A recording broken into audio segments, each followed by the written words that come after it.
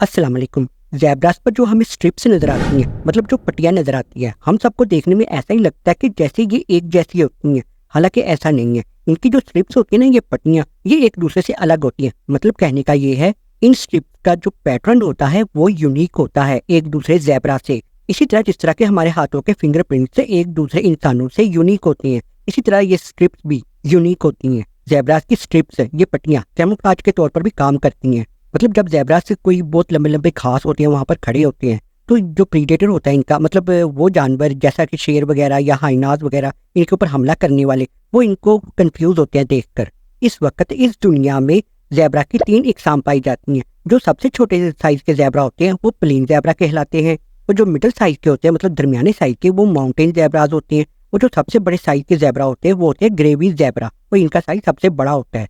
अक्सर लोग ये सोचते हैं, और मैं भी यही सोचा करता था, कि ज़ेब्रा के ऊपर जो स्ट्रिप्स होती है ना, पट्टियाँ, ये असल में ब्लैक कलर की होती हैं, और जो ज़ेब्रा का कलर होता है वो वाइट कलर का होता है। हालांकि ये सारा कुछ उलट है। ज़ेब्रा का जो असल कलर होता है वो ब्लैक कलर होता है, लेकिन जो इसके ऊपर पट्टियाँ होती हैं स्ट्रिप्स, वो वाइट कलर की होती है। असल में इनके जो फर होते हैं, मतलब बाल, वो हेयर फॉलिकल से ही ऊपर आ रहे होते हैं। हेयर फॉलिकल हम उसको कहते हैं, जो कि बालों की जड़ होती है। तो इनमें मेलानोसाइट्स होते हैं, सेल्स, ये खास किस्म के खुलिये होते हैं। तो ये पिगमेंटेशन होती है, जिसकी वजह से ये ब्लैक हो जाती है बाल।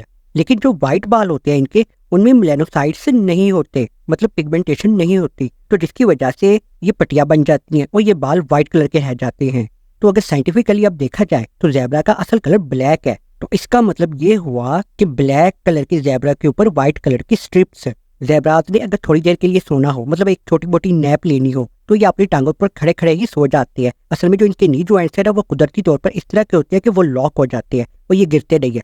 हाँ, लेकिन ये जरूर होता है, अगर डीप स्लीप में चले जाए तो ये साइड की तरफ गिर भी जाते हैं। और खड़े खड़े सोते हुए इनको ये फायदा होता है कि अगर कोई प्रीडेटर, कोई भी एनिमल इन पर हमला करे, तो ये जाग जाते हैं और फौरन भाग जाते हैं। ज़ेब्रास की सोफिस्टिकेटेड कम्युनिकेशन स्किल होती है। मतलब ये है कहने का कि ये आवाज़ें तो निकालते हैं, लेकिन ये बहुत कम आवाज़ें निकालते हैं, और ये तकरीबन 6 इकसाम की मुख्तलिफ आवाज़ें निकाल सकते हैं। लेकिन ये ज़्यादातर जब भी आपस में कम्युनिकेट करते हैं ना, तो ये अपने फेशियल एक्सप्रेशन से करते हैं। मतलब चेहरे का डिज़ाइन बदल कर, या जो चेहरे के एक्सप्रेशन होते हैं ना, मतलब चेहरे के इशारों से ये एक दूसरे को कम्युनिकेट करते हैं। मतलब इनको कोई खतरा है या नहीं, या कोई हमला होने वाला है या नहीं, तो इस तरीके से ये कम्युनिकेट करते हैं एक दूसरे के साथ। ज़ेब्रास हर्बीवोर्स होते हैं, मतलब ये घास वगैरह खाना ज़्यादा पसंद करते हैं। इसके अलावा ये पेड़ पौधे भी खाते हैं। ज़ेब्रास अक्सर बहुत ही बड़े पैमाने पर, मतलब बहुत बड़ा जो इनका ग्रुप होता है ना, वो माइग्रेशन भी करता है, और ये रेनी सीजन को फॉलो करते हैं ताकि इनको फ्रेश घास मिल सके खाने के लिए। ज़ेब्रास को जो खतरा होता है वो लायन से होता है, हाइनास से होता है, या फिर लेपर्स वगैरह से होता है।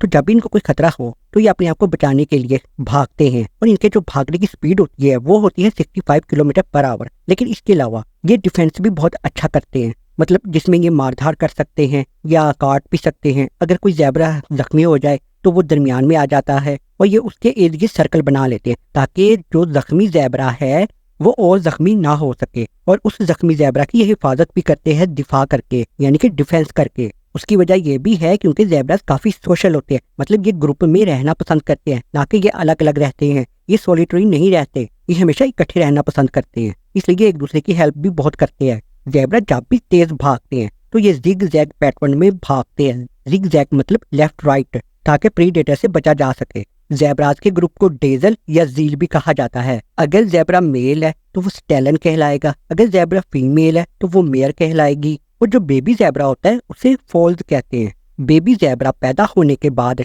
तो 40 मिनट बाद इस काबिल हो जाता है कि वो चल भी सकता है और भाग भी सकता है।